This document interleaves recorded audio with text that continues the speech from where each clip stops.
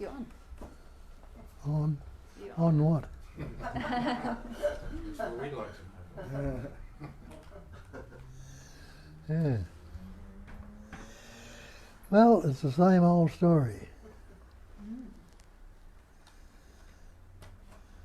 The non-dual, one without a second. Only that.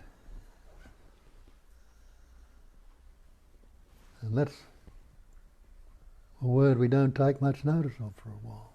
That. But when you look into this stuff, you'll see that that is everything.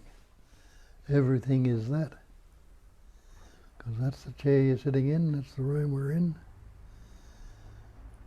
It's all one of the words we've learned. Call it that. And non-duality means not two. So they call it one without a second.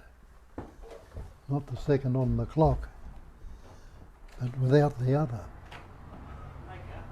Not the time. Hey. Good to see you. So say,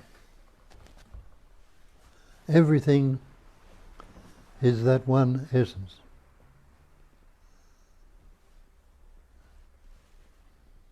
And it's the idea of something other that causes all our problems. Because duality is relationship relative to. And one is the concept or idea of any relativity. Can you take off your ears? I can't hear you. Open it up. Oh. Oh, thank you. Open it up. Yes.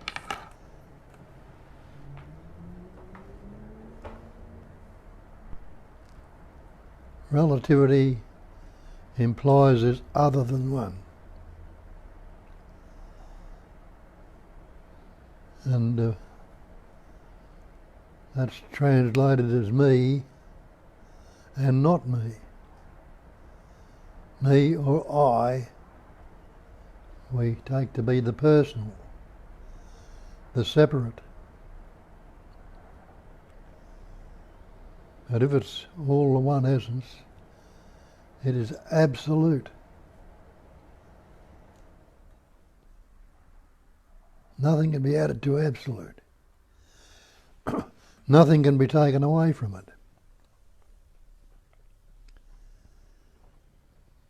So, if nothing can be added to it, nothing can be taken away from it, who is there or what is there to say to or other?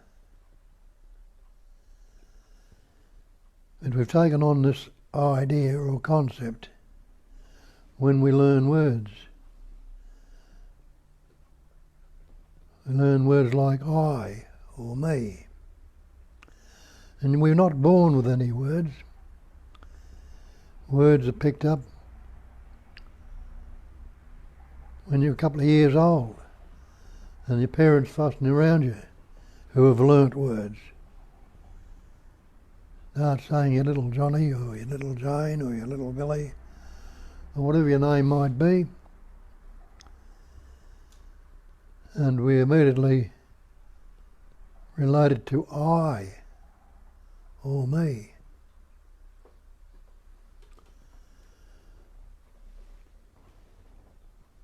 I is another name for ego. So we've got this idea of a concept or an ego, a separate entity. And that is the cause of all our psychological problems, relating to the separate entity, the individual. But what the ancient texts tell us, it's not divided. It's not separated. It is that. Everything is that. One essence. Experience, expressing, patterning, shaping, forming as everything.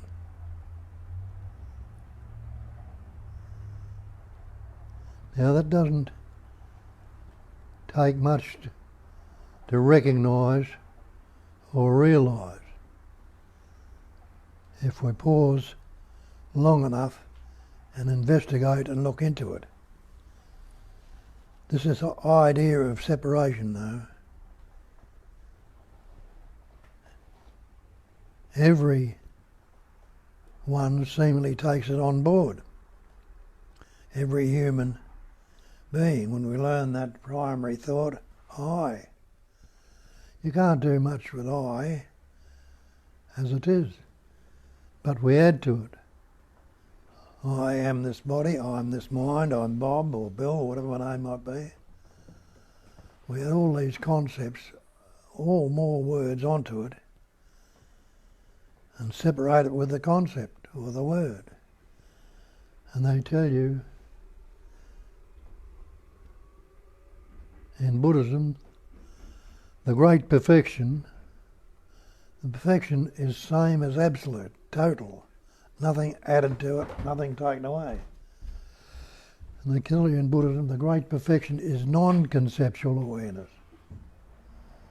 It is this awareness without any of the concepts or words dividing it.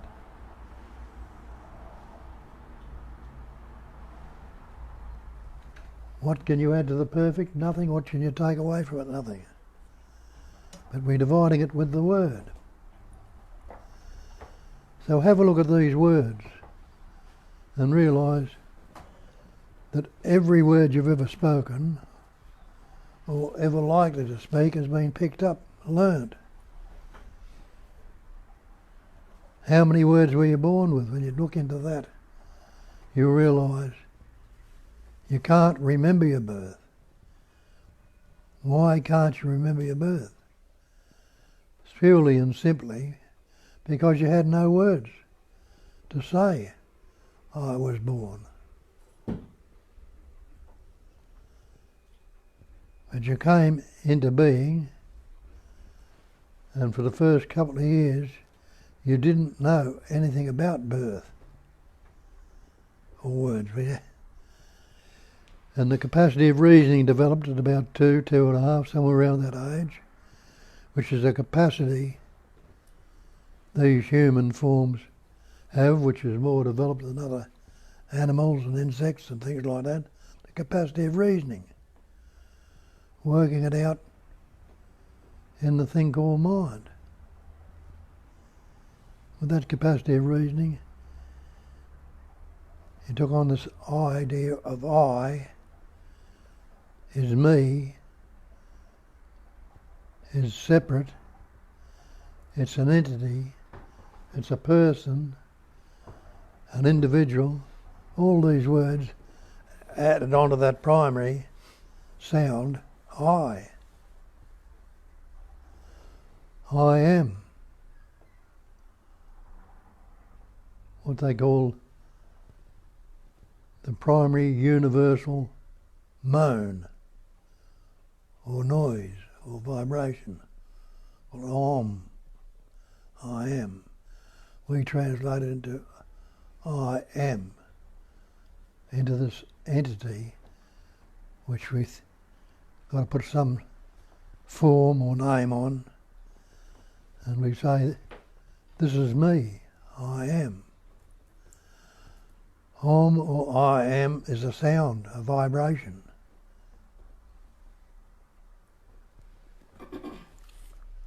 Which vibrates as words, thoughts, ideas, images, concepts, all vibration.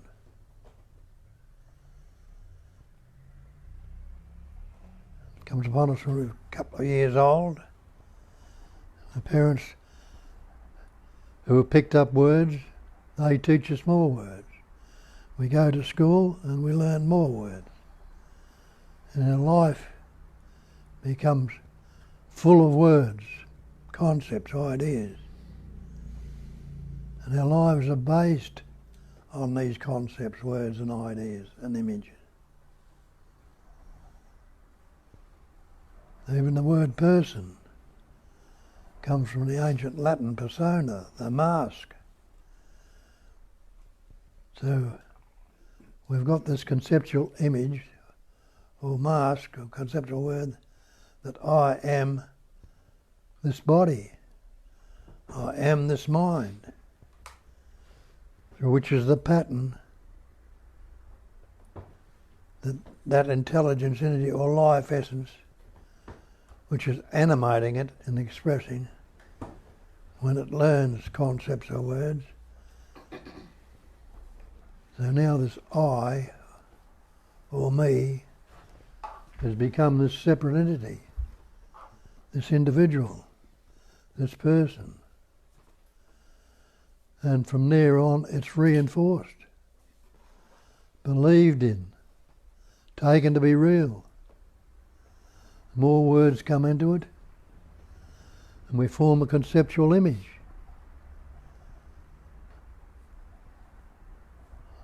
I am Bob the Australian, I'm a good fellow, I'm not so good, I'm unhappy, I'm fearful. I was born to this country or whatever.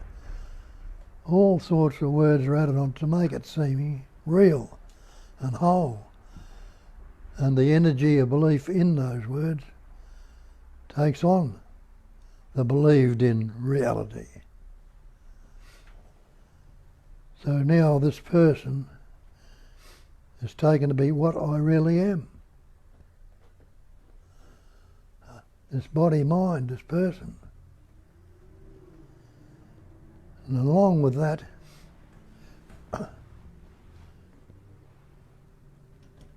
which brings about the sense of separation, I am this person, I'm not you, I'm not the other, or I'm not anything other than it, I'm not this or any other thing, but I am this individual.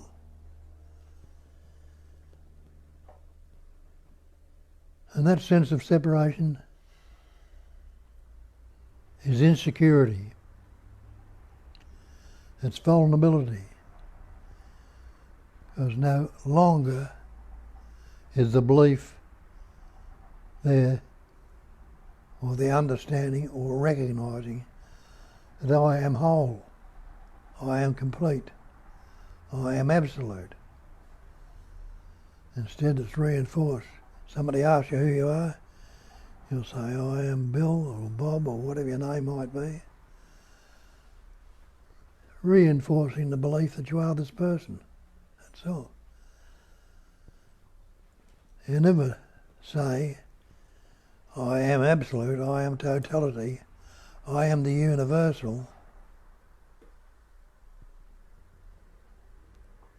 Because we lost sight of it.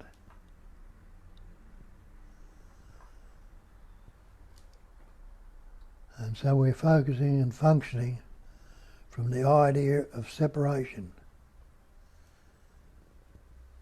insecurity, vulnerability.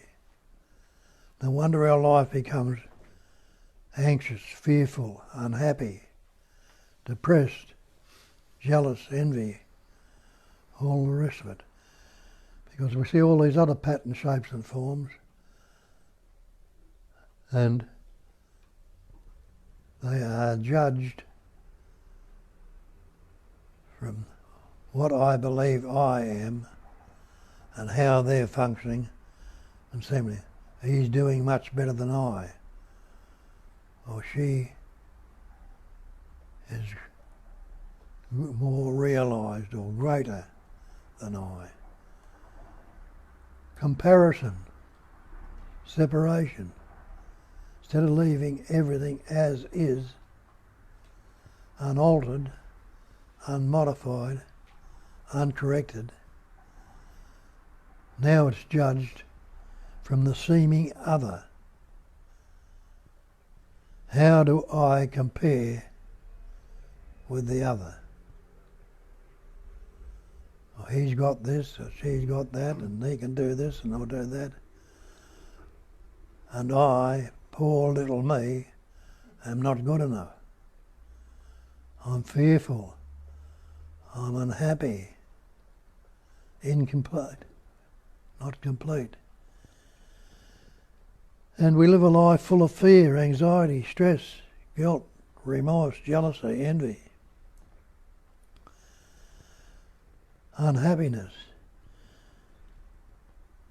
And this way we way tell you, why are you unhappy? And he says, because of everything you say, everything you do, and everything you think is for yourself. For this believed in separate entity, for the self. And he says there isn't one.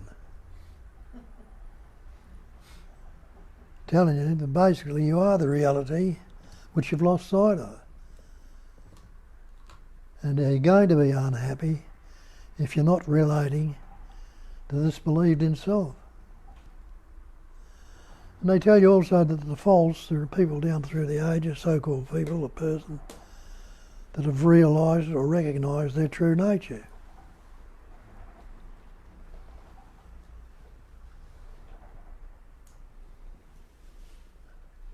And they tell you, have a look and see for yourself, because the false cannot stand up to an investigation. What do they mean by that? Have a look at this believed in separate entity, the self, that is fearful, unhappy and depressed. And investigate and see if it's so or not. When the scriptures tell you that it's all the absolute. It's all the one reality, the one actual. And this manifestation, they point out, is a phenomenal manifestation. Phenomenal.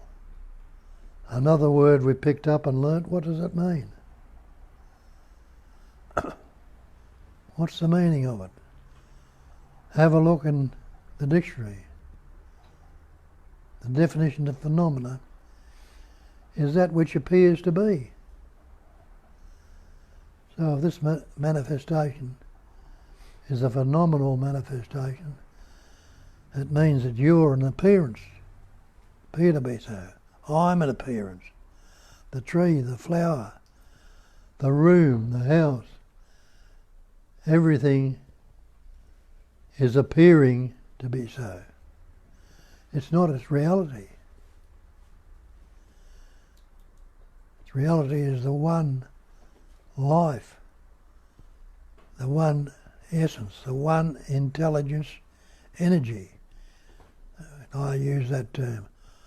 Or, if you like to use the term and believe in it, the one God. But even if it is the one God, what have we done? Oh, we think this God is much greater than I am, something bigger and better than what I am. So I've separated myself from it. It's not going to help too much with all my fears and anxiousness and depression are caused by this sense of separation. Instead of seeing through the separation, I'm adding to it by believing there is this higher power that is so great it's going to save me. It's going to do for me what I can't do for myself. But I'll have to pray to it. I'll have to meditate on it. I'll have to do all sorts of things to try and save it. And so we set out on the path. A so-called path. But this God will, as they say, deliver us from evil. Take us into a heaven on earth. How many people do you know that it's delivered, taken to be real?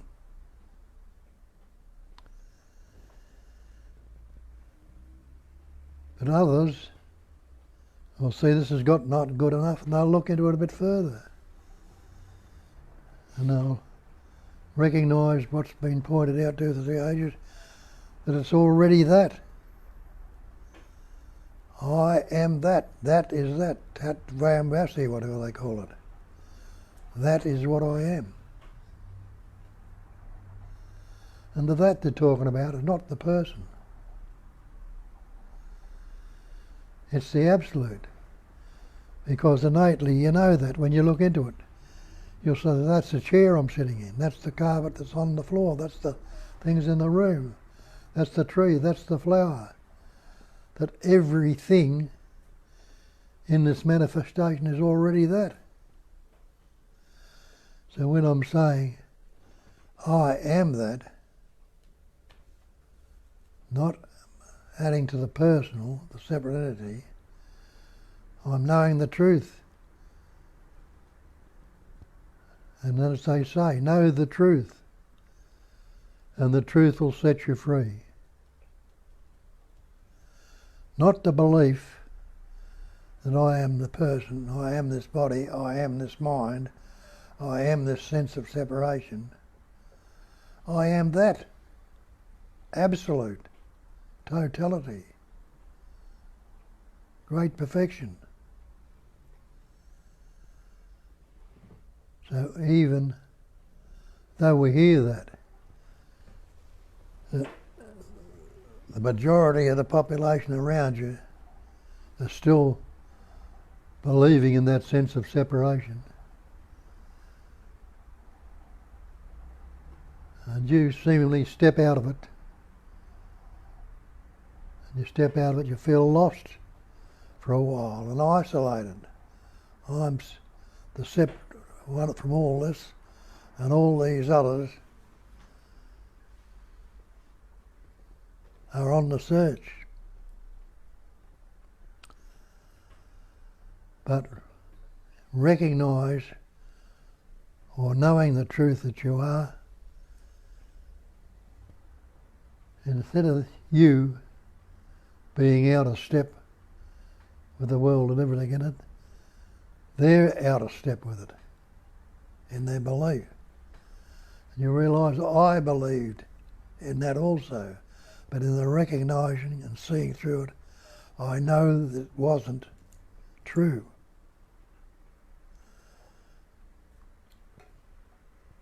And then the others, when the confidence and absolute certainty that you are that and you're living as that, people will come to your door. They'll recognise, those that are interested will recognise something in you.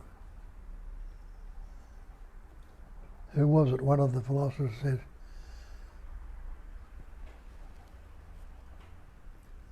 what you say shouts so loudly, no, what you are shouts so loudly that I cannot hear what you say.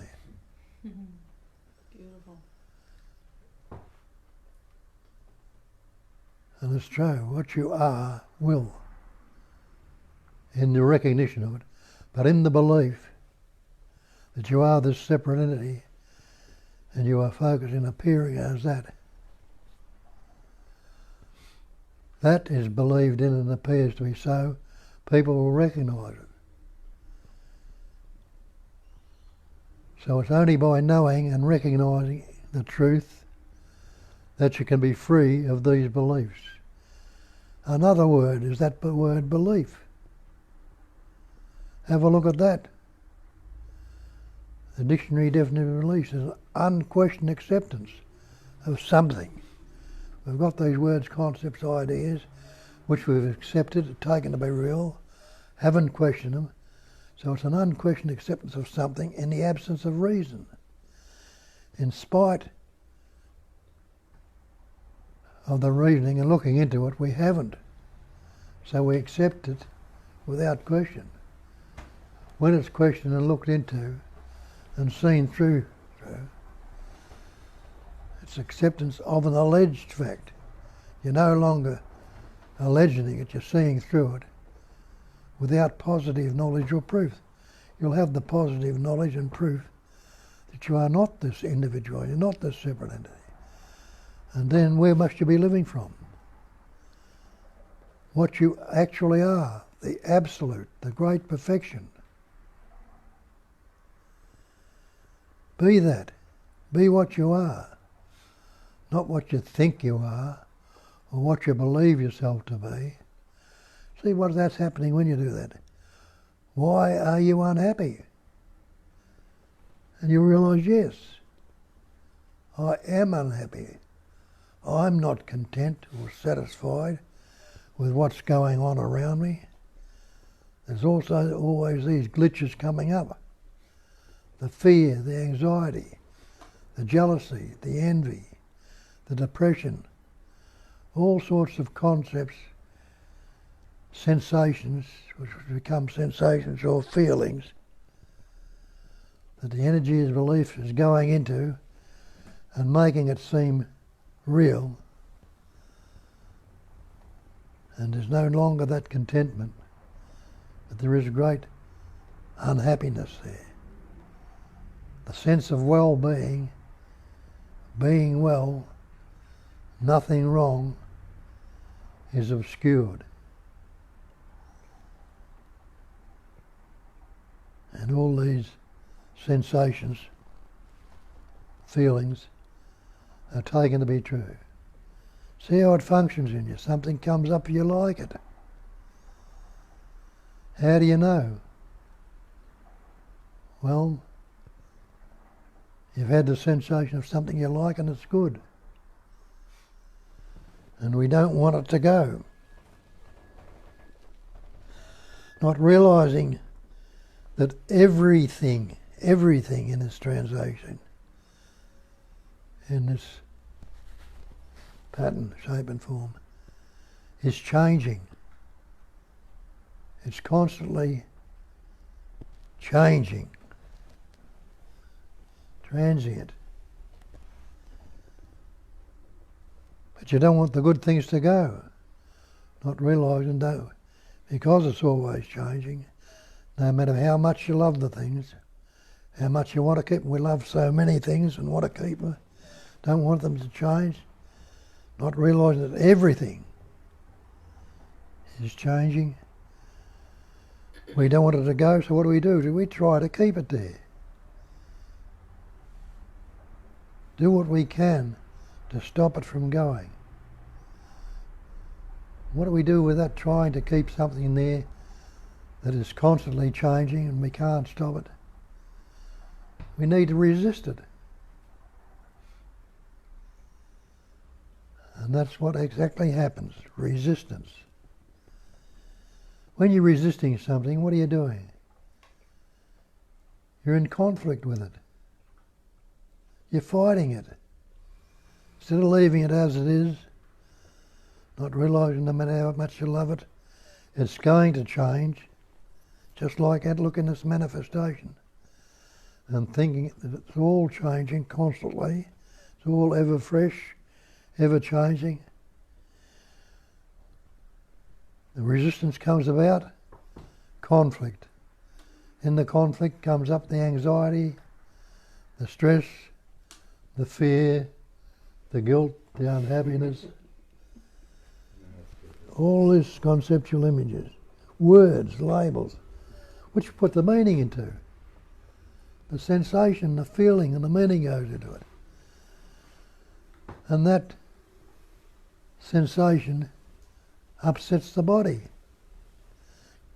Raises the heartbeat, get the blood pressure going up, all sorts of thoughts, anxiety, stress and guilt. So this believed in conceptual image me is causing all these fears, anxieties, stress, all the psychological problems that are going on. Something comes up and you don't like it. A thought comes up and you say, well, I shouldn't be thinking that. That's a bad thought. A thought of unhappiness, a thought of getting revenge or anger or fighting with somebody or doing something about it. Because if I do that, I think it'll fix me. Again, I'm trying to get rid of this thought. I shouldn't be thinking like that. So I'm again in resistance. This time the resistance is the other way, trying to stop it instead of being with it, trying to keep it there. So in that resistance, again there's conflict, unhappiness, fear, anxiety, stress, all these words come up, which causing the uneasiness, the fear, the anxiety, the stress, the guilt. Another word for uneasiness is dis-ease. You're not at ease anymore. So you can understand now and recognise that's what our life consists of. As these separate entities, as these individuals, as these believed in person, there's constant fear, anxiety, stress, guilt, unhappiness. Something hangs around for a little while, but it soon changes into the opposite. But look into it, recognise,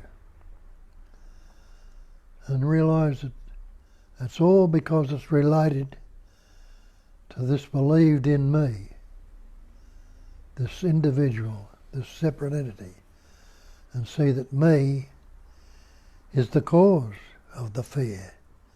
It is the cause of the anxiety, the cause of the stress, the guilt, the jealousy, everything. Me is the cause. They are the effects of the cause. The anger, the fear, the jealousy, the resistance, the conflict are the effects. And I see that. Me is the cause, they are the effects, and ask the simple question, can there be an effect if I'm not relating to the cause? If not relating to this believed in me, seeing me for what it is, a concept, an image. And can there be the effect if it's not divided relatively to me and the other? If it's not related, it must be just as it is. What is means it's unaltered, unmodified, uncorrected. As is.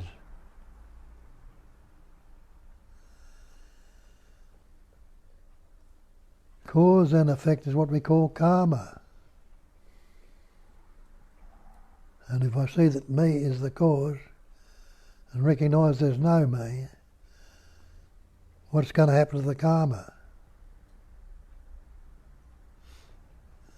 Isn't it going to be left as it is, unaltered, unmodified, uncorrected, just as it is, it's constantly transient, it'll change, and what was good yesterday and is bad now, left as it is, will swing around and become good together, and then swing around again and become bad again. Continually separated and dividing, but not separated into individual separate entities. It's the one essence. It's the one stick, the one-sided, the stick's got two ends to it. Coin's got two sides to it. It's a two-sided coin. When one side appears we like it and the other side we don't like, we're dividing it. We think they're two separate things. When you realise they're not separate, you don't have to fight with it. You don't have to try and force the bad away. Leave it as it is. Unaltered, unmodified, uncorrected. Don't indulge in it, don't engage in it. And it'll change by itself. Just have a look out there in nature and see what's going on in nature. The earth is rolling around the sun. This, the way this side of the earth now is facing the sun and its light. And what was dark few hours ago is now light. And the other end that is now facing away from the sun is dark. Does the sun know anything about the darkness and light? It doesn't. Does the earth know anything about the darkness? It doesn't. Because it's still only the earth, it's still only the sun. It's not divided. And different aspects of it make it appear to be dualism. And that's again the phenomenal manifestation. So leaving everything as it is, it'll come about. But see what we've done. We've constantly reinforced the separation and division. Instead of only lasting the fear and the anxious and depression and guilt, instead of only lasting for a little while and letting the change come about, it's reinforced more and more by the belief in it and the struggle to change it. Think we can change the concept with a concept. Impossible. And the struggle goes on.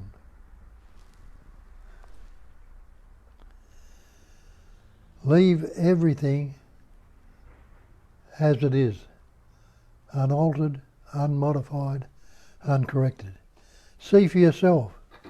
Give yourself a chance by allowing it to be as is. What is means that. Unaltered, unmodified, uncorrected, just as it is. No preference, no partiality, no comparison, not being judged or separated from the believed in separate entity, which is a false reference point.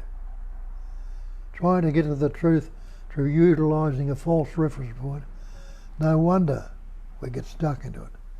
No wonder we suffer. Allow it to be as it is and see for yourself. Get the actual experience and understanding and recognition in your own life by allowing it to be. Question the false and see for yourself that the false cannot stand up to investigation. And do as they say. Know the truth. And the truth will set you free. What are you free from? What's the bondage? The so-called bondage is the bondage of self. Bondage in a believed-in entity, an ego, a separate entity, an individual. Question it, look at it, discover it, test it out.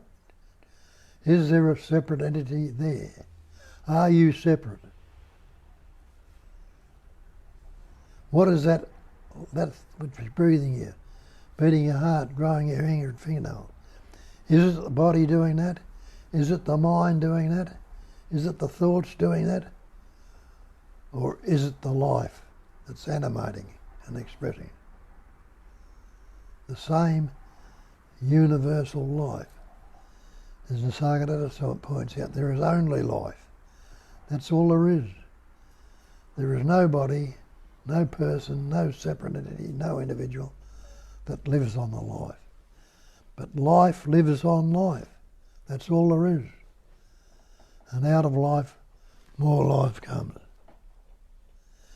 Have a look at it, test it out, and see if the false can stand up to investigation. See if it works. And some of you know it already. Some of you are living it. Some of you had taste of it. Some of you have my doubts about it. Some of you might have questions. But if you know it, let it out. What the words you might express it in might be a bit different from these, but it might be the very words that somebody else needs to hear that will resonate with them and wake them up to it. So get into it. I'm going to have a spell.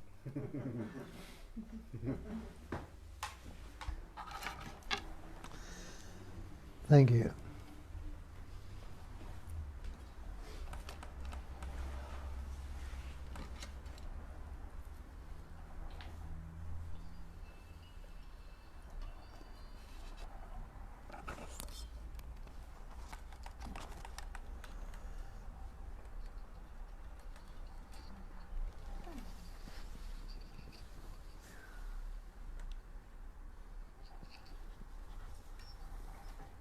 Anyone would like to add something, comment, ask question, share? We have 25 people with us, and we have actually a couple of comments. Julia, British Julia says, this is my favorite part of the week. And Dan says, limitless expression right here, folks. And Belinda, the truth will set you free. Love this. Yeah, so that's the simple beauty of the message. It is to resonate with something within you that already knows that. Because the moment Bob says, oh, do this, relax, leave it as it is, if the mind resonates with that, it's going to take you nowhere. It will come up with logic like, oh, what do you mean do this? There is no me, I can't do anything. And then you are in the evil circle. The resonance is to come from a different place, is to come from the innate knowing. That's why sometimes Bob hammers down to listen with your heart, not with the mind, not with the smart ass that always knows better and always wants to show off with logic and other stuff. That's not what it is about. There is a part, there is not even a part, it's a whole, really. It is the whole, the wholeness in you. Space-like awareness that is already relaxed, that is already allowing everything to be as it is. Space doesn't complain about things being a particular way. It's a space-like awareness, it's the knowing, the pure cognizing. And then we have Amana sending greetings and Ralph saying thank you. Still nothing comes up for anyone? And Bob has this effect on people that suddenly the silence. Oh, there we go. Bob, your level of passion is so deep. It kind of just goes straight, it hits a chord in my heart, and I'm sure everybody here. And I mean, every time I come, I think, oh my God, he's incredible today. But, today, just there's something about that passion of going over the same message in different words, and your kindness and your love to purport to actually, give that message across, and your caring for us is so moving. And I really want to thank you for that. I feel every time I come, the resonance, as you said, Kat, it's going in, the message, it's resonating somewhere deep inside of me. And it's also my favourite day of the week on Sundays. And excuse me for always being late. That chord, That can change. that chord in your heart that resonates, that's the thing to focus on. Yes. Never mind what he says. Yeah, but the words actually have that sort of a frequency. They carry on in that. Well, it's only energy, that's all it is. But if it stirs something up there, that's what you need to recognise. It's here also. It doesn't have to be there or anywhere else, or don't wait for it or go to somebody to look for it. It's already here. Exercise it, let it open up to it. Be. Yeah. And thank you for that. It's a beautiful sharing. And JB says that's my favorite day too. Favoritism. Yeah. Yes, that's wonderful because that. Julia says her too. Yeah, That's why I do this 4 times a week. Beautiful. Beautiful. Yet, ultimately, your favorite time is now. And this is now. This is now. Yes, just. Yes, she does. Morticia? Like Adams? Yeah, today, like today, I came with a bit suffering here, and I also noticed that I was actually really more listening to Bob, to you, and I could actually, yeah, it's quite interesting when I'm with a different state coming here. I wasn't, last week I came, 2 weeks ago I came much in better state, I thought, but yeah, now every time I go or something happens in my life or in my emotions, that I actually can listen with a different way of looking at that, what is actually happening with me right now. And what really resonated was leave it as it is. That was actually giving me that space, everything is okay, leave it as it is. Yeah, I do tend to think a lot about the emotions and what's happening and try to escape it if I can, the sort of sadness emotions or jealousy or whatever is. And of course you can't do it. So yeah, I was actually very, I don't know how to put it all on words, but it was very interesting to actually listen it with this different ear. And I was actually, before I was just like coming here and I felt the energy and I came happy home, and I really drive me to come here all the time. And today I was noticing I had my eyes mostly open and I was really tuning into what you're saying, and yeah, I'm a much more neutral state than when I came here this morning. Yeah, I was hanging on to, I don't know how you call it in words, happiness, let's say, happiness linked to identity, a person, and that seems to go away or seems not to be there, and then suddenly nothing is there anymore, and which is the and then by seeing that non-duality of what happiness, what you think is happiness is, and then the other part, that they come together and that it's actually needs to go the other way as well, and leave it as it is, makes it okay, that's what it is, that's it. No need to think about it back and forth. So yeah. So it's growing in you. Yeah, that's right. Yeah.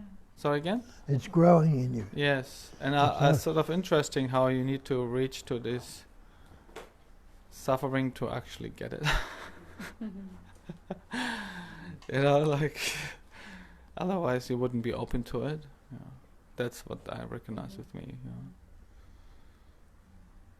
That's it. Excellent. Thanks, Jed. Thank you. I got the comment from someone online,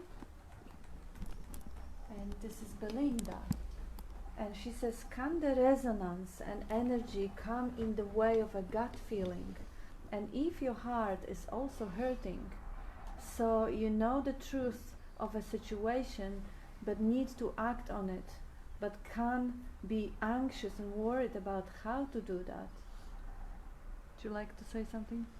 What is she saying? If you have the situation that the resonance and the energy, the way of a gut feeling is there, but the heart is also hurting. So you know the truth of the situation, but you need to act on it, and you're anxious, feeling anxious and acting on it. Yeah. Well, just be with it, don't. Yeah, so yeah, it's totally, if that's what's happening, that's what's happening.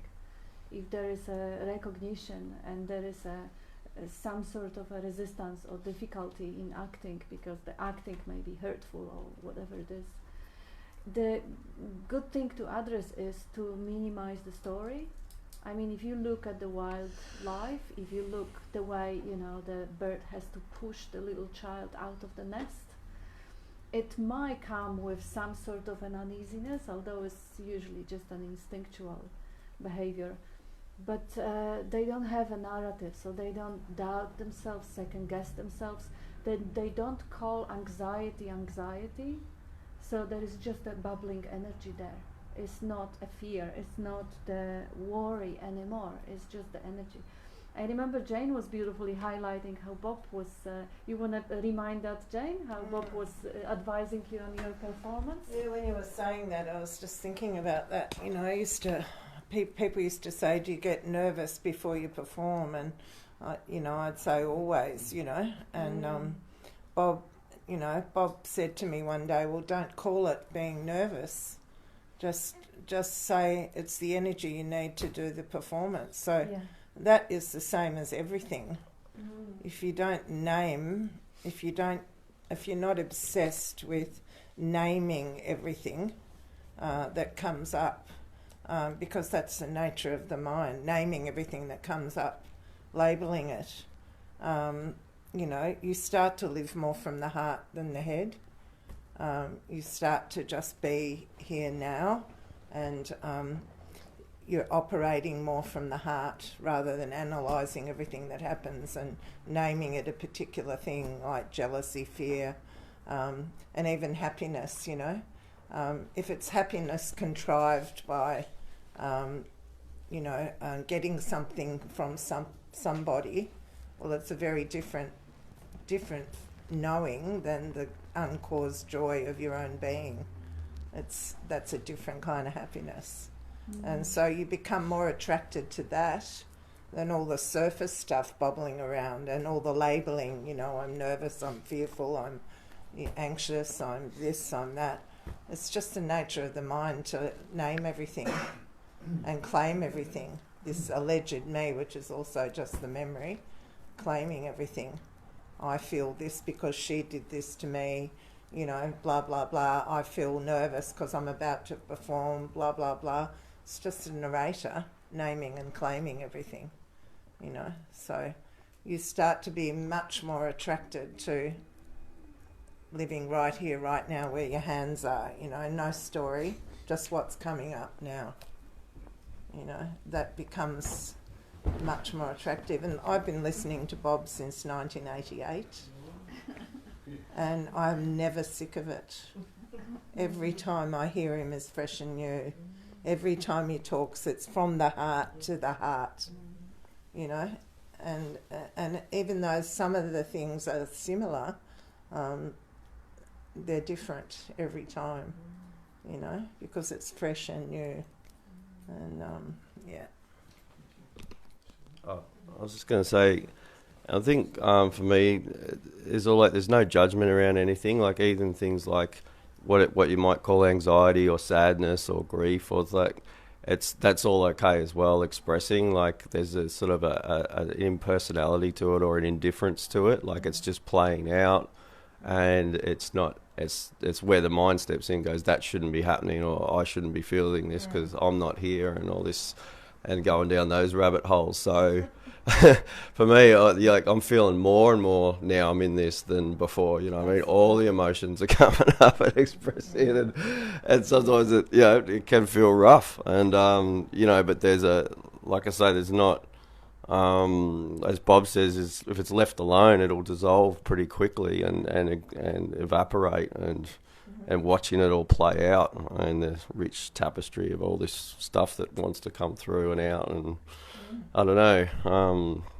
I've sort of come to a bit more of that place now, and rather than there should be this blissful state, and I'm not here, and everything's one. I don't feel any.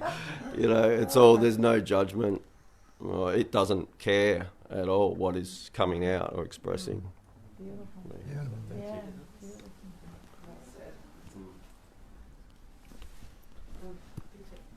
Oh, passed off beautifully there, Dino. Round the back reverse path. He says there's no non-duality in football. I was just going to say that that's fantastic, Adrian, isn't it? That what you experience is the full gamut or the full expression of your emotions, but it's somehow there's an exquisite nature in that. as the sadness arises, if you're really with it and you really feel it, it's just beautiful. Melancholy, whatever. Enables you to sing the saddest love songs, doesn't it? And all of this, all the emotions, all the expressions of human existence are exquisite, aren't they? And what we do is we learn how to let it be. And learning how to let it be, we just somehow. It's like being more involved and less involved at the same time. You know what I mean by that? It's very interesting. It's beautiful. Like being human, being a free human being here is an exquisite thing. I'm free to feel. I'm free to be as human as I like. And that's great. I have a few comments from online. Amana says, me is others, that's the fun. Coming and going is mind phenomena pattern. Most of the time we say leave it as it is, mechanically, superficially, with narrowed down ego. By this label hold the concept tightly. Only non-conceptual awareness can dissolve or transcend the concepts. And Belinda says, thank you so much, so grateful for the love and guidance and the heart. And Amarnath says, thanks a million, Jane.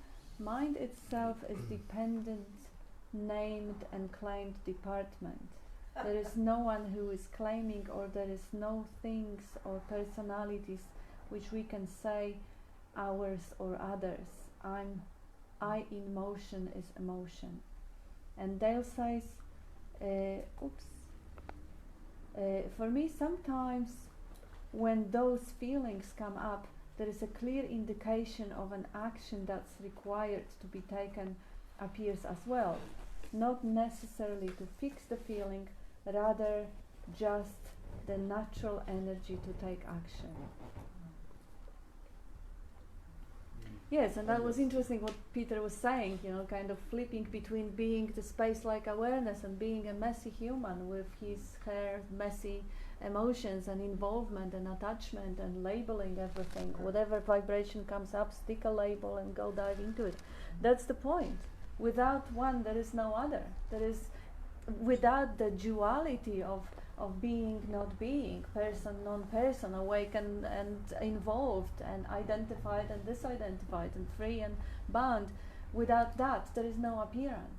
So that is the dance of Maya. That is how it expresses.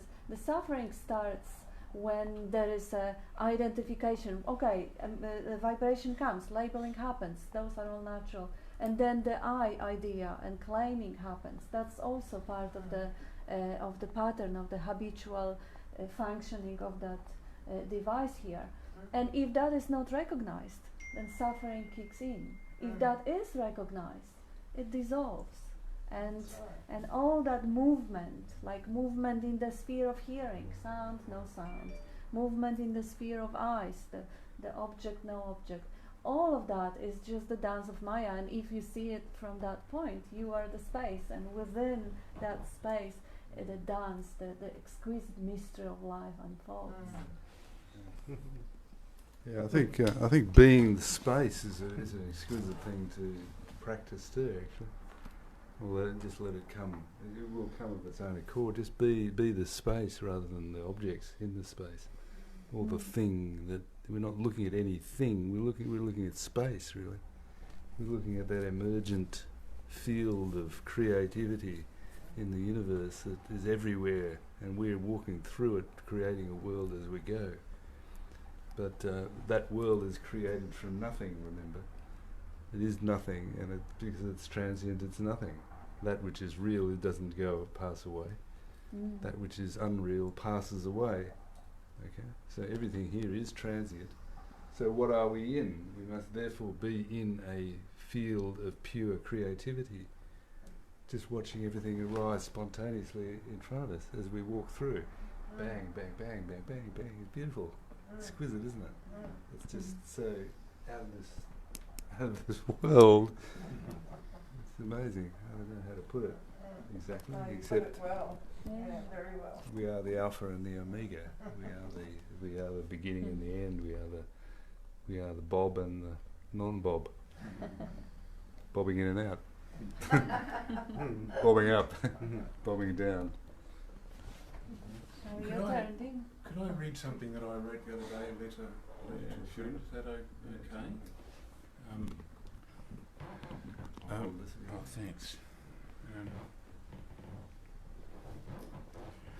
This is a friend overseas. Today was one of reconciliation here in the southeastern hills. The landscape drew a breath, inhaling the rain, and held it. A transcendent stillness followed, translating to our senses as a great cry, the sound of beauty, a signature. It filled our hearts with a joy which now we see has always been, a joy radiating to all in our view and in our minds and across the world to you, my friend. Oh, beautiful. Well, Wow. well said. It's beautiful. Same shivers, that one. Lovely. Beautiful. Yeah, we have comment from Amarnath Totally saying resonate with that. visitors' thoughts themselves are blind, wanted to show and guide the brightness self, forgetting that guide is prior to them, and a lot of laughing.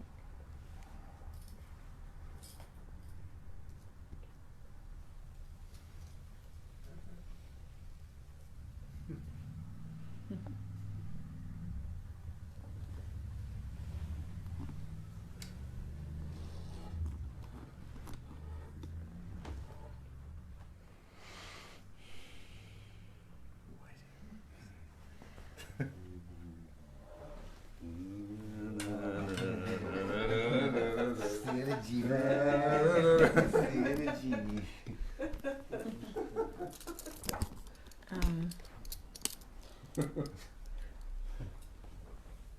So evidently, or at least in the story, there's sometimes an occasional misinterpretation of leaving everything unaltered, unmodified, and uncorrected. I mean, I perceive that statement as the way the Beatles would have said, "Let it be." Yeah, Yeah, yeah. yeah, let it be. And then you said everything. Yeah. So everything means everything, okay, including like, well, there's this second guessing. I can, Yes. you know, that's sometimes when I'm told that's what you're referring to is the leave. Yeah, stop the second guessing, okay, and at the same time, leaving everything unaltered, unmodified. That would include bad, like what we call bad, which of course I know is not necessarily bad, but patterns. Yeah. Stop trying to change the patterns, Yes. you know, or Change your pattern. huh? Yeah. You can't change a pattern. Yeah, Yeah. No. Absolutely. You get it right. No. Yeah. No. yeah. You I don't mean, look at it. yeah. I mean, the whole idea of personal growth is sort of, It's a business idea. It's a good. it's a nice business idea. Fix the me. Yeah. Change the mind with the mind. Yeah. And it's also the way life expresses. Everything has its place, you know, like wars and famines and diseases and plagues and self-help, all of it. Everything and the no thing as well. Yeah, yeah. And yes, you're totally right. To leave everything as it is, leave even the narrative as it is. But to actually be able to leave it as it is, you have to somehow recognize that it is there. And that's the key point of the whole pointer. Leave everything, whatever shows up, narrative, resistance, whatever. But to leave it, you have to even see that it is there. Once you see that it is there, you are the space-like awareness in which this arises. So you've already arrived at the pointer. Now you have nothing to do with whatever arises, because there is no you. And the trick is seeing it when you're not seeing it, huh? Where was it? There was somebody, I'd heard somebody say that they were afraid of what they didn't know, they didn't know. Like, well, that's kind of pointless, isn't it? What a wonderful way to make yourself suffer. Seriously. Yes. Yeah. Ajahn. I was just going to say, I'm still noticing the thoughts can be really, or the mind, what do you want to say, mind thoughts can be really adept at sneaking in and trying to claim anything. Even the I'm not here sort of thing. Yeah. A thought coming up, I'm not here so it doesn't matter, or you know, I am this awareness, or you know what I mean? It can very sneakily try to hook in and claim the awareness as its own. And that's a subtle one to see. And this whole thing is about seeing what I'm not. And that's been a real, if I don't like saying the word process, but it has been a progressive weeding out and or seeing through all these little nooks that try to hook in again. And, you know, I feel like that's no longer happening, if you like. But yeah, there appears to be a few pitfalls along the way where it tries to put in another claim, and it's like, oh, that was a sneaky one. So yeah, seeing through that, and yeah, I'm just trying to say, not trying to sound all cool and stuff like this. It's just this is a real practical investigation to get free of the fucking torment of the separate self, and that is torment. And I've been through it. And it's been a long haul. And this is not an intellectual understanding. This is a experiential thing to get some freedom. And I just thank Bob and thank Kat for all the love and the guidance. So thank you. And thank you for highlighting that. This was beautiful. For being so honest and real. Absolutely, yeah. Not trying to be clever. Yeah. Yeah, I also wanted to say thanks to Bob and Kat for everything.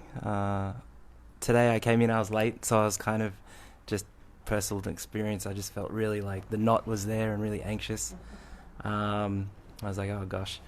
Then I was listening to Bob and sort of listening, and then just mainly focusing on, oh god, this is terrible.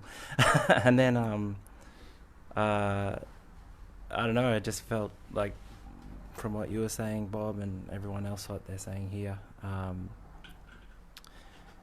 it felt like a sort of everything just went deeper, but all the anxiety and stuff wasn't really going away, but it was kind of different. So it kind of became lesser. But yeah, just feeling that depth was really nice, and a different thing after sort of stopping struggling with it, or not stopping struggling in a way, but just kind of letting the struggle happen. But yeah, that's my experience. So I just really related to that sort of metaphor of the ocean, and I was sort of seeing like I'm like a person on the ocean trying to struggle to get up to the sky. Like, you know, I want something else. You know, like I want to be, you know, enlightened or whatever.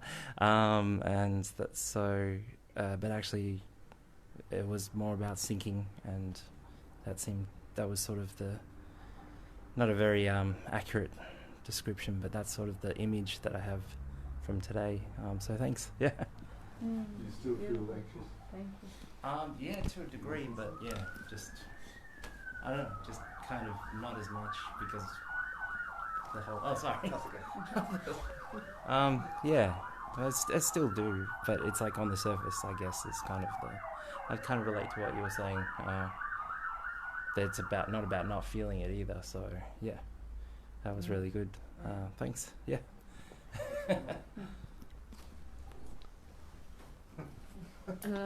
I can only say thank you so much. Thank you. I have a couple of comments. Did you want to say something? A couple of comments. Oops. There we go.